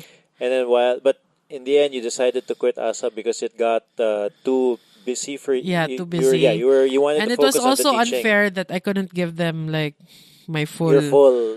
Because you were employed in ASAP as Yeah. a full-time employee. And then then you had your midlife crisis. And my crisis. You had your crisis, but you traveled. Was it worth it? Your Yeah, 2 it was months in Europe? definitely worth it. It's Actually, okay, it made me appreciate coming home. tinood. Diba? Like, I think that's why we take vacations so that we appreciate home more. Oh yeah, I love coming home from vacation. Diba? Like, I mean, it's so fun, the thrill of it, the high of it when you're there. But I think the best part is coming home. So okay, so you spent all your money. Back to zero. It Back was to a zero. reset. It was You my reset. reset. Better. Yeah. That's a better term. It was my reset. You reset, and then you went, but you still had your teaching job. Yeah, I still had my teaching job. But of course, you needed some other source of income. And like I a also side needed gig to do something. and do something else. Yeah, to do so that's something really, I else. think, the thing. You really needed something else. Yeah, other I than needed teaching. something else. It couldn't be just being a teacher. Like, and you can't be a good teacher if you're not in the industry. That's what I feel, though. But No, because you get left behind. because advertising is such a fast-paced na industry. It's like things change every day. When I started working in ASAP, the advertising campaigns were print. Like full print advertising campaign. All the budget would go into print and billboard. Today, nobody goes into print. Like companies hardly pay for a print campaign because it'd be too expensive. It's expensive. And then people are on social media. So So shift. a lot of it is on social media. Shift good. Like, and the shift that happens every day is so fast that if you're away from the industry and you blink, you get left behind. Yeah, well, if you're talking about, we mentioned social media, but actually the internet, it probably started off like a lot of people had a website and they had to worry about SEO, and then then social media came. But even when you say social media, there's Facebook, Instagram and Twitter. They're all different. Pinterest, they're all for some different. brands, YouTube, their own blog, YouTube. So it's all it's super everything's fast-paced. changing every day, diba? So you got that side gig with Islands, but eventually that stopped. You're still teaching. I assume the next step, your next destination was White Brick. Actually, I'm still in Islands. Are you still in Islands? Yeah, I'm still in Islands. It's that they don't need me so much in the office physically. Okay. Before there was really a lot of things going on. There were stores being launched. There were new brands being launched. So we had a lot of things to do. We had to develop concept papers and we had to develop promotions and everything. But, like in a company, there's always a life cycle. Yeah. And now Islands is like really stable. They don't need to push more about who they are. I think people already know. So they're already at this point na it's just reinforcement occasionally. So it's lesser job, for me, or like lesser tasks. So I have more time to spare. Okay. Something like that. So I don't need to be there anymore, but of course I'm on call when they need me. But that's like lesser and lesser, diba? And so me and my fellow teachers, Jude and Steph, we've been working on some some projects together.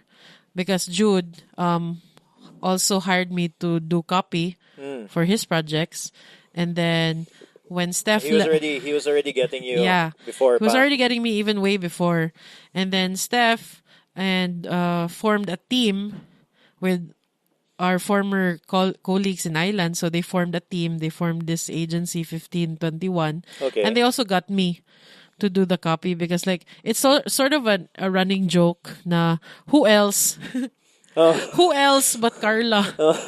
Yeah, because when we used to talk about like, oh, what about that brand, and I'd go, oh yeah, I made that. And what about that name? I go, oh yeah, I made that. So like I had so much projects all over ba, so we make it a joke nga marag, who else are we gonna get? Like there's no other copywriter in Cebu. And then they made it a joke like the only copywriter in Cebu. Because the good writers are not focused on copywriting. But there are a lot you're a good of writer, but you just focus on copywriting. Yeah, I focus because the rest are focusing on like media, diba? They're in journalism. Yeah. Not a lot of people think of it's not the best, diba? It's not the most glamorous writing I job. really believe like, so for example, me, when we started the site, Zerothreetwo, also in many ways very similar. Like I didn't write before. Yeah. I didn't know anything. And then I realized, I better start learning these things. So I subscribed to these websites. And then, unfortunately, I didn't have anybody to show me the way. No? But nagsigiro ko tanaw on the websites. And then I realized the importance of copy gyud very early on. Yeah. Like, you can have an article. And then, if your headline isn't good, bisag nindot kay mong article, no one will read it. And then, even if you just post the same article with a different headline, you can get so many more people to read it. It's a night and day difference. It's really like it's a different part of writing, diba? You have your creative writing, you have your news, your journal articles. It's writing with a purpose. Yeah, it's you want the reader to have a call to action. You want them to do something. Exactly. And then so for copywriting, it's really brands. You write for brands, you write for products, you never write for yourself. Yeah. And then I guess like it was easy for me because it's conversational, diba? and then Yeah, because that's if how it's I too write. corporate, if it's too corporate sa Jud, kay it's like I can't read. Yeah. I won't read it. Mo gid. Like I've gotten like mga PRs and then it's super corporate. Di na ako kasabot. It's just a wall of text to me. Yeah. 'Di ba? Diba? Di Mana. na. So that's why I love it so much na copywriting because lahi magid siya.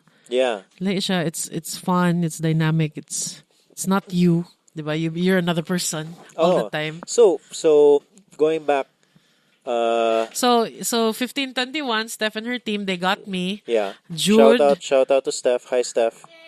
And then Jude also got me. And then they teach in San Carlos with me. And so when they formed the studio, so White Brick, which is just a White Brick. Bye, Steph. Bye Steph. Okay. So White Brick is actually 1521 and Jude's agency coming together because they were neighbors. So Neighbors in here in this studio that we're at. So White Brick so they shared.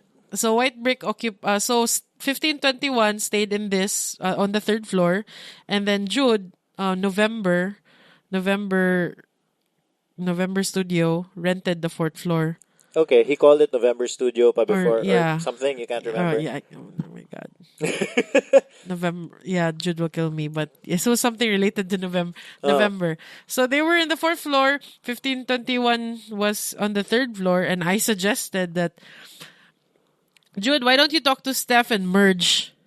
Bring your clients together because you guys are like need manpower, and then Steph and her team need manpower. So why don't you just merge? But I was just like an outsider back then. I mean, they got me to be part of the projects, but I wasn't in the day-to-day running of the business. Yeah. Because I was in Islands and I was teaching, diba? But then they called me if they needed copy, right? So when they formed the studio, so of course they said na, well, Carla, obviously, you're gonna write the copy still. So I'm like, so you may as well be in the company. Yeah, you might as well be in the company, but I'm not really in the company. I don't do the day-to-day running of the company, like keeping the company afloat, diba? So I still do the copy. So the nice thing, so that's why Murag, so that's why you office here na lang also because they always get you anyway. Yeah, like you have a little, I mean, you have a table, Actually, you have a space yeah, here. because the funny because White Brick is the official design arm of Islands. So when they it makes sense, so it makes sense. Like, so they go directly to me because when they need copy for Islands, then they have to go to me. What I like about it was White Brick, they got us, me and Steph, diba? Me and my wife to do this episode webisode thing for Boysen, no? And then, so there's a lot of just sitting around, diba, right? If you're the talent. Yep, and just waiting. So, but I noticed one of the nice things about being here is that since I feel like one of the challenges of being an advertising agency ba. We're not an advertising agency. What are you? White Brick is purely a design studio. Oh, a design studio. Yeah, so meaning when a client difference. asks something like design related or content related, we do it and then we give it to them. It's up to you. Okay. You do whatever you want to do with that, but we don't want to. You don't execute the actual advertising. We don't execute. We don't do events. We do events like fun events that we like. Oh, kamo mamili. But like kanang so you guys pitch it. White Brick pitches it. No, we do events for ourselves. Like we have pop-ups, whatever here. We have music. In this, we have like internal events that we like. But when the brand says, "No, we want to do an event," we don't. Because that's smart. Because I was gonna say, the problem I feel with an advertising agency, is that they, by the nature of the business, is you have to do so many different things. Yes, oh my God. When I was in ASAP, I think the most random job that I ever had was I was instantly a stage director for Manny Pacquiao's birthday. Moba? Yeah, so I got to talk to him, but it was like this. after 2 songs sa band, mag-ruffle ta. And I was like, yes, sir! But I spoke to Manny Pacquiao, yo. That was our conversation. We were like super close. We were face to face. Well, that's the problem with the advertising agencies because it's so hard to.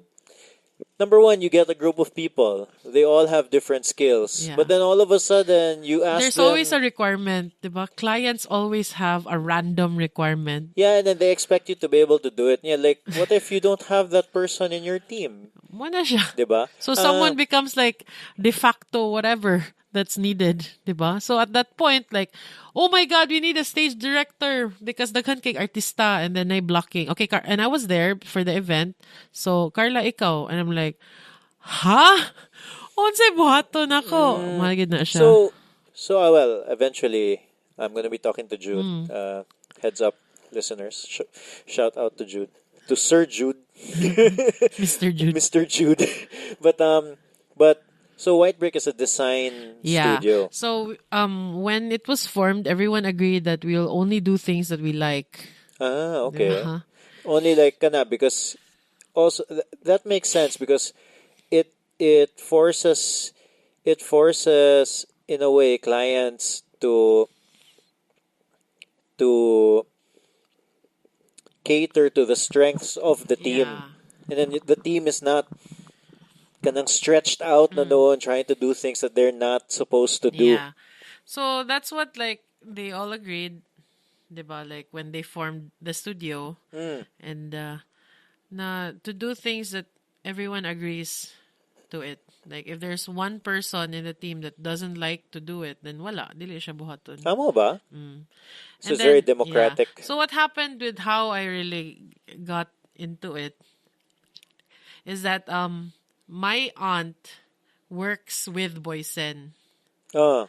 Yeah, and then so like the owner of Boysen has been a family friend, and they needed a lot of work projects that couldn't be done by their agencies in Manila anymore. Like grabe gid, everyone was so full pack. The in-house team were so stressed doing honestly, so many things. I honestly think their agency in Manila does actually fun work. Huh? Like you see their ads. Katong their ads, honestly, like it shows mo good like when you're watching NBA and the boys and ads come out. It's fun.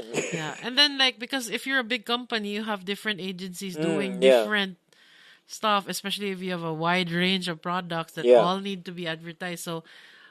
So this was sort of experimental for them. They needed someone to experiment on the things that they wanted to be done.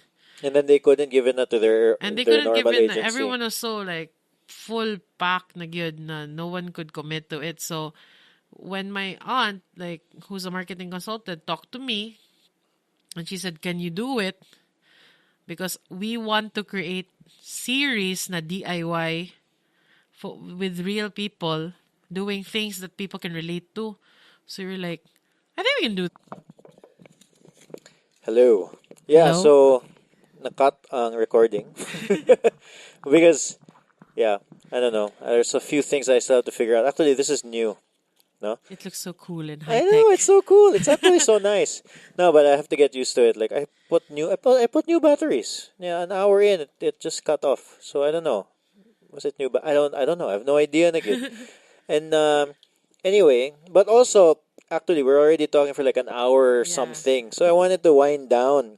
No, so wait, huh? So we were talking about like the different clients, no, in the creative industry. I want to wind down a little bit. I want to touch on like so. What are mistakes that clients make based on your experience? Okay, I think the main mistake that clients make is really like to make demands. I know like businesses, of course, their priority is how they can maximize their time, be cost effective. But of course, they have to understand that they're talking to people and not robot, diba? This is a common problem in the creative industry. I think over the years we've heard so many news about people dying. diba? Because of, diba? Like in an ad agency. Agency people dying because clients make all these like super ridiculous demands. Like, I need a full campaign tomorrow. I need this brochure this afternoon. Diba?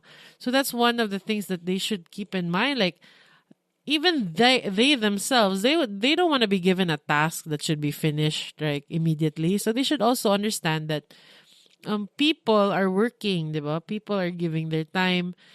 We're not robots, diba? I think the misconception is, okay, Since I'm paying you, I'm paying you, you're my creative person. I press a button then and something comes out. Yeah, it's so difficult because creativity, diba? Like, ideas don't just come. You actually have to let it You breathe. have to you have to research, you have to go out, you have to talk to customers, you have to get a feel of the landscape where where the products are being sold, their competitors. You can't just say like I need a campaign tomorrow and then bam. Diba? So I think that's what clients need to remember, that it has to be reasonable. And meaning like if you ask for something, then you have to expect it in like a reasonable time when people will do it. Diba? Of course, that doesn't mean the agency or the team is gonna slack off and not do anything. So like there has to be compromise where, like sakto na lead time ba. So how do you deal with that? Okay, How do you deal with it personally? okay. Like, somebody tells you, Carl, I need this right now. Okay, the thing about that is like I've been working in copywriting for so long. I can do like PR articles in an hour or less. Okay, fine, mga 10 minutes. But, like the stewing that goes ba, I check my Facebook, I research, and then I slack off a little bit. I write maybe a one paragraph and then I rest.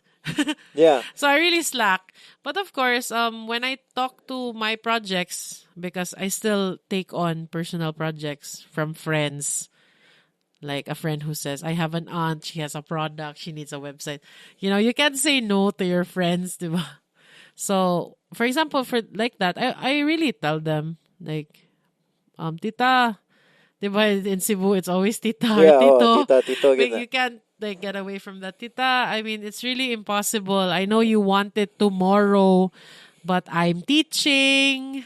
I have to go to the office. No, but also I feel like because you called it slacking off, but It's my actually, process. yeah, because the creativity needs room to breathe. Like for example, like what I do is let's say I'll write something. It's like a stream of consciousness thing. Like I'll just write, and then I let it sit. I don't look at it. I don't think about it.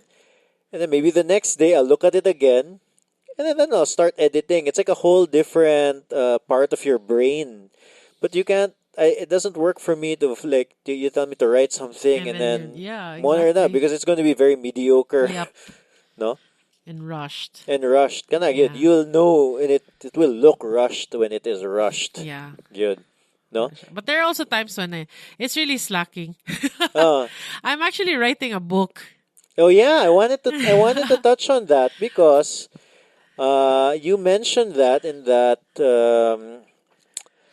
I don't know where it's supposed to be in my notes actually, but you mentioned that in that storytelling thing. Yeah, it's always part of my profile na I'm writing a book because I've been writing this book since 2012. Well, it's called slacking With something. style. Slacking with style. There. It's called Slacking with Style. It's a book on how to slack. Oh. How to slack off based on what I used to do in the agency. It got cut off because I quit my job. So I didn't have a desk job. You can't slack as a teacher. Yeah. Diba? So the only reason that I picked it up again and decided to work on it was when I got back to Islands. Yeah. And then even if it's not really a desk job, it's still a corporate like setting, diba? So I decided I should write this back. So Slacking with Style is actually not a book on how to be a bad employee. It's like a tongue-in-cheek self-help about being more productive. Diba? It's not about working hard It's about working smart. Oh, okay. Yeah, it's like, and based on my personal experience, na, I mean, like doing your job in your own way. Yeah. Yeah, so I wanted to finish this book last year, so I joined this coaching coaching program on how to be an author for 90 days. So I was with a whole group of people who were at different points in their own books. So I got to meet Wait, this but what was group. the group? How did you find the program? I attended this book swap. Ah, okay. But there's Yeah, it, it's a regular yeah, what is it? Is event. it called Cebuano Book Swap, I Yeah, think? something like that. It Okay. happens at Handurao Yeah. Mango. So I bought my old books, went there with no friends. Just decided to share my share my old books. Some I donated. And then they were there was this one person who read a passage out loud, and then she said that I finished my book. She was a published author, and she said that I want to coach and I want to do a 90 days to your book workshop. And I was like, okay, this is a weird coincidental challenge again. Okay. So every time a challenge comes to me, I always So, ni-join ka. so ni-join ko. I signed up on the spot. I joined the group. And then I started doing the activities like of speeding up. And then I was able to write like 2 chapters during my workshop. But then nakat off na sad siya. So I'm like at chapter 4. How many chapters? How far? It's seven Okay, chapters. so But you're very like, short. It's like a really short book lang. Ako na marag self-help lang gid siya ba. And then it's tongue-in-cheek. I asked my friends to read it already. And then they told me that it sounds exactly like me.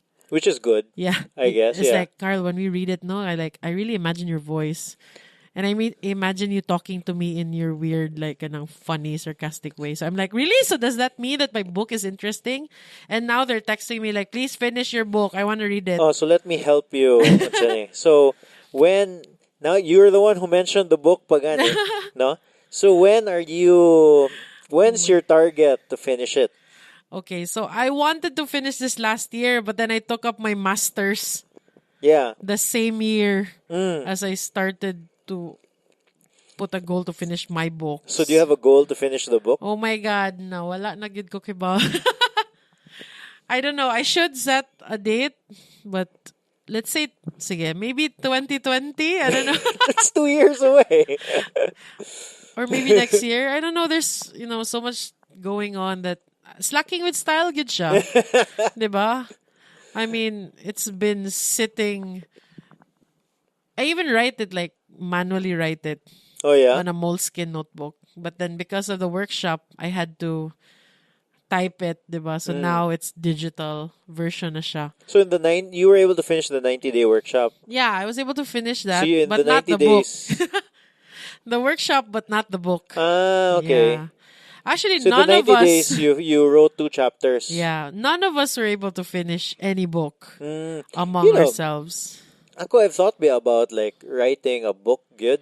I just don't know what it would be about. Like I don't have like one of my like I like to write man, pero I don't know what to. You get what I'm saying? Like I don't Yeah. know.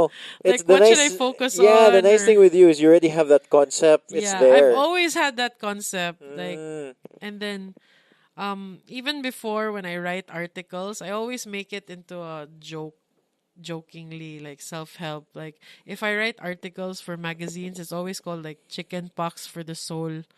Chicken pox. Chicken pox for the soul, like tips on how to blah blah blah, and it's like mga joke tips pa. Speaking of mga articles ba, let's end this conversation with, so diba on copycarla.com, that's your murag, That's my your website blog. ana. And then you have that post there, that 11 guys you meet in Oh my Cebu. God! Okay, that. So I wrote that in 2012 as a response to Mikel Rama's post. Because Mikel Rama who was like an old friend of mine, he made this post about the 10 girls you meet in Cebu. Diba? And then it got so much like, oh, we love it, diba? All these girls, which I think was his goal. Yeah, he's kind of like that. Panchik's ginismikan. So I said like, oh my God, I should write like a version of mine. So I wrote the 11 guys that you meet in Cebu, which was in response ba. And it became really viral. I Yeah. mean, became super viral. And then Jude Bacalso picked it up and he published it on Cebu Daily News Center I Spread, saw that. diba?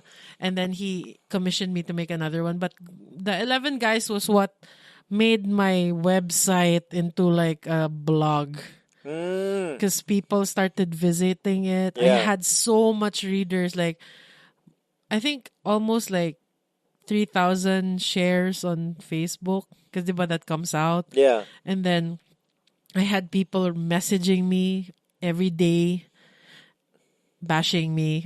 Mo ba? Yeah, I Seriously? got so much haters. I was like, what? The internet is so... It's It- like such a And bad the weird place. thing, no, is like, I thought na cool ang mga guys, ani, because I was talking about guys.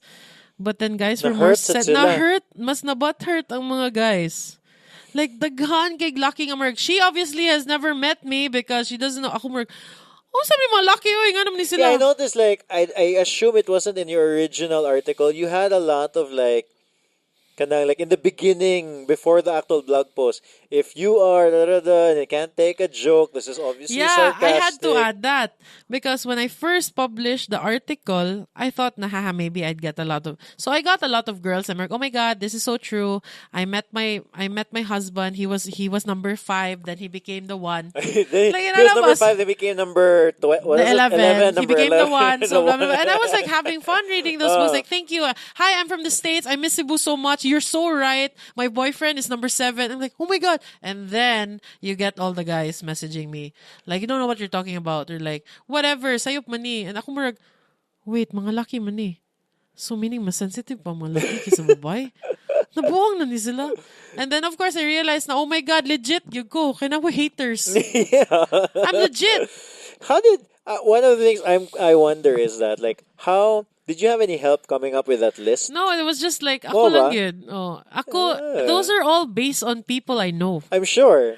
I'm Yeah. sure they like. So this is it's gonna very be like a interesting. contest of whose friend of Carla's is this, because they're really based on the closest friends to me. Yeah, but I mean, like ako, I scanned through it. No, because I knew I was going to interview you, so I wanted to scan through that thing. And yeah, nagi ka na murag. You can relate, diba? I to, can like, relate, but like I can relate. I realize that I can relate nga murag. Oh, I'm a little bit of this guy. yeah. I'm a little bit of this Kaya guy. exaggerated naman na siya Yeah, I version, understand. diba? Bro, it's lingaw siya in a Lingaw gid sense. siya. And then that's how I met Steph. Mo ba? Wait, When Steph, my wife? no, not Ah, okay, no, I'm like, Steph Tudtud. Okay. I know Steph since before. I was like, So, ano, naglibog Steph na ko. Tudtud, No. wala may connection, but she messaged me in my blog. She messaged me that site na, hi, I'm Steph. I'm a designer. Can She wrote, she I illustrate Yes. your characters? I didn't know her. Okay. I didn't know her at all. I've never met her. And I'm like, oh my God, this artist wants to like illustrate my guys, which, whatever, it's just a hobby. So I'm like, okay, go, thank you. And just, can you just tag me to the link of your final? And she said, okay. And then when JPA like set a meeting, that's when I met her. Okay. Like, this is Steph Tudtud. I'm like, and this Carla Adlawan. Oh my God, you're Steph Tudtud. You're mo Carla. ba? I'm like, hi. Okay. And that's where we met. We met at Islands. Mo ba? Grabe halagi. But yeah, that article was really fun. I wanted to make more of those, but then suddenly ni-explode ang list type. After Yeah, I made that, there were so many lists coming after. Actually, there were so many. It was so funny because some people wrote the 11 lesbians you met in Cebu and the 11. I think I've seen those. The Yeah. 10 gays you met in Cebu. So murag ni evolve siya ba? And then suddenly daghan na kay list. But of course, I'm not gonna claim na I was the first one to make the list. I guess ako lang na viral at that time. Well, no, I mean, no, like, it's really that was a BuzzFeed Yeah, strategy that was- for a yeah. while. And then now it doesn't work as well. Yeah, and now like I don't feel like that was just a hub. Murag wala ra good. Yeah. It just became popular. So, I yeah. even was invited to do a pecha kucha about it. Amo ba? Twice. Did you do it? Yeah, I did it. It's Okay. politics. And then a lot of people came up to me and said like, "Oh my God, I love this." And like, "Oh, I have fans." Lingaw siya. No, for sure. Like, I Oh my remember God, that that when was it in came out. 2012. That was like 6 years ago. Yeah. Sayang, like, kanang you don't, I think one of the things nga I wish me personally as a reader that I could see more about would be like something, because I feel like you have a very unique perspective of like, the Thanks. people here ba. And then well, but you just don't write about it that Yeah. often. And it's also, yeah, it's a, yeah, wala lang. It's just something that I wish I could see more of, no, in general. Okay. We'll see. Yeah. Actually, I wrote like a follow up to that, but it was exclusive for Jude because So Jude wala gi-post online. it's online. It's on my website Okay, too. what's it called? It's called the 6 types of It's Complicated. Oh, okay. Yeah, and then so it's a play. So the 6 types of It's Complicated. So aside from what the 6 types are, I asked one of my former students, who's a very good illustrator and designer, Carl Aguro, to design the typeface for each type. So Okay. aside from it being a type, it's also like a Like the typeface. fonts There's and a then, different font for each type. oh. And then, so it was published first on CDN because si Jude man nag-commission. Okay, we were talking over it sa front gate. And he's like, what do you have in mind, the next kind of list? And ko nga, I've been thinking about kanang mga It's Complicated. Di ba kay uso mo kayo siya sa kay Facebook. Mm-mm. So what are the 6 types of relationship that you consider as complicated? It's on the site. It's on Yeah, Copy it's also Carla. on the Sige, I'll make site, sure the to link to six it types on of the It's show notes. Complicated. And it's actually based on mga different relationships of my close friends. Mm. Yeah. I don't memorize it, but like, so for example, the Berkada boyfriend. Oh. Diba? If you're in a mixed guy-girl Berkada, there's always that one guy or girl nga you consider as like the closest in your Berkada. Oh, because like, and this is inspired by Jude. Oh. Good, diba? Na that person, the Berkada who like takes care of you, the person in the Berkada who's responsible of you, like Yeah, why is he in the Barkada? He's going for somebody. who knows, diba? Okay. Yeah. So I think everyone can relate to it, bakay everyone's into Berkada. And then I have the office spouse. For those people, this is also based on my friend because she's always had an office mate that like she really likes, and then it's also complicated between them because according sa iyang mga stories ha, like whenever they go out, he always picks her up, takes her home sa office, he brings her lunch. Oh, yeah, Kani yeah, mo, yeah. inani nga marag, oh my God, what? Are you interested in me or not? Ayan na ba. So, if you're interested to read, nara siya. Oh, I will put it in the show Yeah. notes, and I will definitely read it also. Wana siya. Sige, let's wind down. Kay dugay-dugay Dugay-dugay na siya. story. Daghan mo kog lives. Ah, I've yeah. lived many lives. No, that's why I wanted to interview you also because number one, I have a little background of who you are, Yeah. and then it's just easier, Yeah. no? And then I knew that you're doing kanang interesting creative work ba. So mo na siya. Where can people find you online? Okay, so I'm on Instagram, Copycarla, CopyCarla. Twitter also, Copycarla. And copycarla.com. All Because right. that's me, that's my persona. That's my writer persona. Copy for copywriter and Carla. So Copycarla. Did we miss anything? Is there something that you would like to? I think that's all. Thank you for inviting me.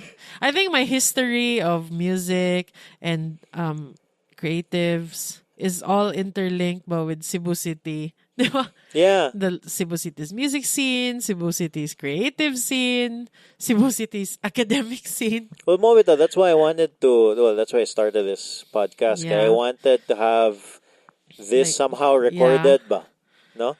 Exactly. Kay lahi man like I searched kato Dysmenorrhea. You know what? Like, it's so The funny band because Dysmenorrhea. that's what we always talk about. Me, Kaloy, Chad, and everybody who's been on your podcast, tracing the scene, gani. Yeah. Because it wala. seems like everyone was part of that scene. Well, I also No? think it's because I also think it's just like the first people that I'm talking to are my mga Your kabatch. circle, Yeah, your and then age so, group. and we're kind of old. Yeah. No? You know what? Like, Carlo Sente was my student. Carlo Sente of Mandawi Nights. Mo ba? He's my Carlos Santa. student, Yeah, diba? yeah. He's my Oh. student. He's now a bandmate with Gino. Gino, who's our batch. Who's our batch and grew up together with us in the music scene. So when they tell him about who I used to be, he's like, "Oh my God, Mom Carla used to have a metal band. Used to play with these bands and everything. You know these people." I'm like, "Hey, yeah." And my students are like, You're like, "What?" And I'm like, "Hey, Is this your feeling old moment? surprise!" Yeah, so that's yeah. Yeah, I feel like it's like I know that like once I get started talking to like the younger people, Batches. it's gonna People. it's gonna be a bit difficult in a sense. I just won't have that same more connection. Shared history. Yeah, diba? But it should be good. But Mona, I just Yeah. that's why I have this podcast, just so that we can still it's somewhere. If it's not in writing, at least it's there in audio form that Yeah. people can listen to. Well, thank you, Carla, for Thank you. coming on the show. Yay.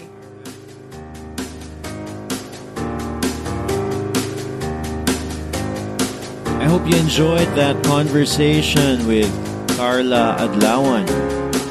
One of my takeaways from that conversation is that if you're doing like creative work, especially in graphic design or copywriting or anything, any skill that's valuable in the marketing industry, it's a good time right now. It seems there's a lot of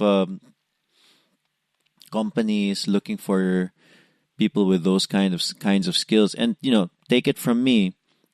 Not only is it good for other companies, but it's also something that you can do for yourself. Like even if you had no interest in working in another company, those skills that you have, whatever they are, whether it's graphic design, branding, copywriting, that's all something that you can use to help market whatever it is you want to do if you want to do something for yourself.